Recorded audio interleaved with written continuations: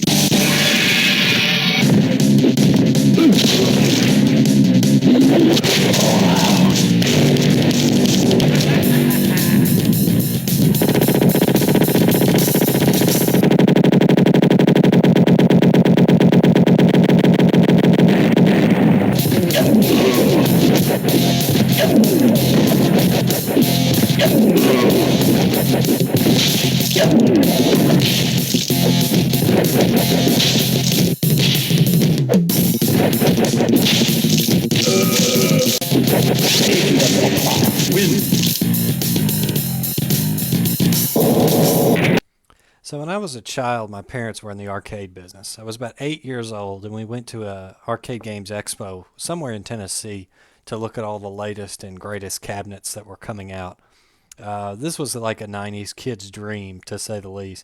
Rows and rows of arcade games that were all set on free play, and many of them were brand new or haven't even come out yet. Now, Bloodstorm was one of those games that was there. Now, I had played Mortal Kombat, but seeing this game terrified me.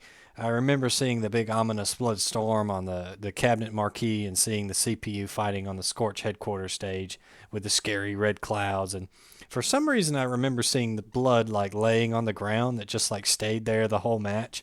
I don't know if that's just like a false memory or if they had some sort of earlier unreleased version of the ROM that had like blood on the background. Regardless, the idea of a storm with actual blood in it terrified me, so I didn't play it. Years later, I happened to think about this game and I decided to look it up and see if it was really as scary as I thought. And I think it was more of a laugh than it was anything. The CPU is ultimately not too different from most 90s Mortal Kombat knockoffs. It destroys you in seconds sometimes and then lets you destroy it at others, and ultimately you can deal with it by figuring out a few simple loopholes. The hardest opponent is probably the last boss, Necron, who is bigger, takes less damage, rushes the player down relentlessly with no semblance of strategy, and is quite garishly ugly. Far from the cunning individual the game's backstory poses him as, he's also hilariously stupid, being ugly 90s CGI amidst the normal sprite-based cast. Even worse is, if you beat him, he gets his own gauntlet like all the other characters, and spams projectiles from it at a rate players who haven't found a loophole will have no chance of countering. It really goes to show how little time they had to spend on the final boss. He just has no flair or imposing wow factor. Overall, he's just annoying. His entire method for beating the player is just attacking so fast you can't move. He doesn't have any of that wow factor like Shao Kahn or M. Bison. Strong enough to be dangerous, but somehow to give you the semblance of a fair fight. Like it's somebody you could actually beat without just having to resort to being cheap. Holy cow, were they dedicated to outdoing Mortal Kombat on violence. And they did. And unfortunately, it's what killed the game in my opinion. You see, Mortal Kombat had blood during the match, but it didn't affect the match. And fatalities could only be done after the match is won. In Bloodstorm, you can be killed during the match if you're stunned, meaning that matches end way too quickly. And while no competitive scene ever developed for it, it probably would have been based on whoever the best character was to stun people. This isn't helped by the way stuns and stun recovery work in Bloodstorm.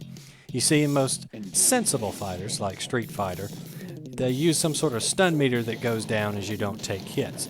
In Bloodstorm, however, stuns are based on how many hits you've taken without getting in a hit. So for example, if I can take 3 or 4 hits and land another, the stun meter is reset. This means that combos and extensive tech work, had they been created, would just pretty much give the game to whoever managed to get a combo and stun the other person in first, since you could just stun after a quick 5 or 6 hits and then decapitate the opponent. There's also fatalities, but unfortunately they're all pretty much just variations on either decapitation or knocking off people's limbs. Every sprite seems to be designed such that it can be torn apart in different ways, and they really didn't bother making, for example, fatality-specific sprites or any kind of special props or set pieces or anything. All the fatalities just have some sort of variation on knocking people's heads and limbs off, and they get kind of old and tired after you've seen them a few times. Oh yeah, and like every other Bloodstorm review will tell you, you can sunder your opponent and knock basically their entire lower half off, and they can still fight you, despite having a major disadvantage. Like in Time Killers, you can also hack limbs off, but it puts you at a disadvantage, and you can still win the fight, but your chances are slim to none. This game also has a ton of secrets, mainly in the form of secret boss fights. And get this, you have to find all 8 of them and beat them in a single run-through to get the game's true ending. And by a true ending, I mean you get to see the credits and the game doesn't insult you for not finding them all. This is another double-edged sword. The secret bosses are mainly palette swaps, and the methods to fight them range from easy stuff, like get a perfect round and execute a fatality, to absolutely insane requirements, like knock a stalactite down over a death pit and jump into it. At least losing to them doesn't end your game. They all do have upgraded AI, and sometimes the stages you fight them on don't scroll all the way. And you're already in a fight with a tough AI, and now you're in a fight with a tough AI in a very enclosed space. This is just kind of bad implementation. I love the fact that they have tons of secret characters and lots to see, but the problem is the average person walking up dropping 50 cents in is not going to see 90% of this stuff. Even if you just play through the game normally, there's only 2 sub-bosses you're going to see, and then of course the final boss. One problem I have with Bloodstorm is that the graphics are also garishly ugly. I mean, they're just bad, and I apologize for any game artist that's watching. But there's just so many problems with these guys, and it's not even the fact that some of the bosses are palette swaps, or that the last boss is CGI who's out of place in a sprite-based game. You know, Mortal Kombat, as stupid as those digitized graphics look, they were acceptable at the time. It was new. They get the point across very well. Unfortunately, most of Bloodstorm's characters, their proportions are kind of wonky. When they face towards the screen, they look like they're standing with their knees bent inward for some reason. I mean, they just look goofy. Most of the gauntlets are ugly. The CGI stages are ugly. Necron and the sub-boss Chainsaw, also known as Gargoyle, they're ugly CGI. They look out of place. The backgrounds are kind of goofy. They don't really fit.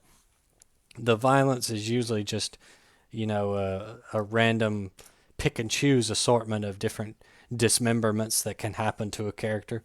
It's just not graphically impressive. I'm not one for graphics. Graphics are important, but they're not the end-all be-all for me. But I think it really kills the game when you've got some perspective issues like the bent-in knee thing and some of the ugly sprites, and it just looks goofy to play. You can't really get into it because the sprites look so weird. It takes away from the experience. One more thing. Strata released 2 documents for Bloodstorm in the game's heyday. One of them was a list of all the moves and secret fighters and codes in the game called Bloodstorm Confidential. I've got a link to it below. You would often find guides like this released in the industry. My parents got a few of them, which they passed on to me. Companies would essentially make these little niche guides that they would give out or distribute to arcade owners so that the arcade owners could slowly leak secrets about a game over time and get buzz and interest going when it started to die off. I remember getting a little guide from Franco, who was a company at the time that distributed arcade games. They gave me a little printed sheet of paper with a few Mortal Kombat 3 fatalities on it when that thing first came out, which I've still got around here somewhere. They also released a Bloodstorm handbook, which had pictures and BIOS data for all the characters, including the bosses, which I thought was really good that they went the extra yard for that. It also contains a ton of lore to the backstory, 90% of it that you won't even find in the game itself. A guy named Jay Elkington has a FAQ up for the game on Bloodstorm on GameFAQs with all of this info listed. I haven't been able to find a full scanned copy of this handbook, but if you have one or you know somewhere there is one, please hit me up, as I'd love to see this and add this to the knowledge base about this game.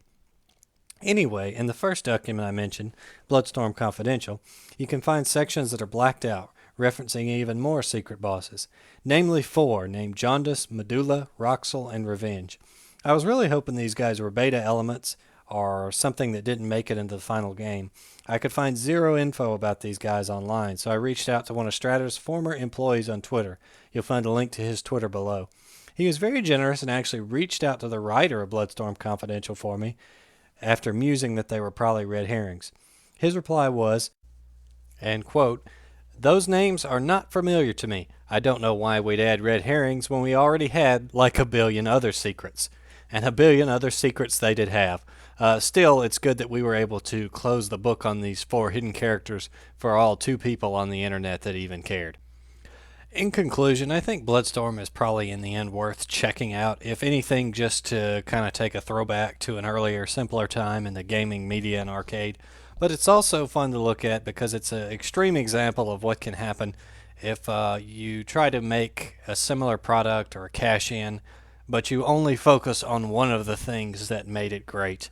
Mortal Kombat is the old ones are simpler fighter games. They're kind of weird. They're not really Street Fighter. They're not really SNK. They're kind of their own style of fighter, and they just happen to be ultra violent. And the ultra violence thing is part of what made them so memorable.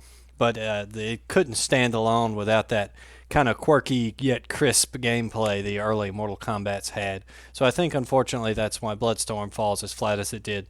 Too much violence, too many secrets, not enough substance, not enough, not something to get the fighting game community going, as it were.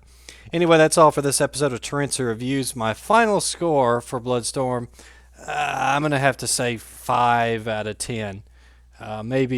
Maybe even a 4 if I'm having a particular bad day, but we'll be generous and say 5 out of 10. Thanks for watching. Let me know what you thought in the comments. I love to see comments and constructive criticism. Anything you got, just post it below and let me know how I can improve these videos, make them better, what you'd like to see. If you have a request, if you want to know something about the game or whatever it is, comment, like, subscribe if you want to see more.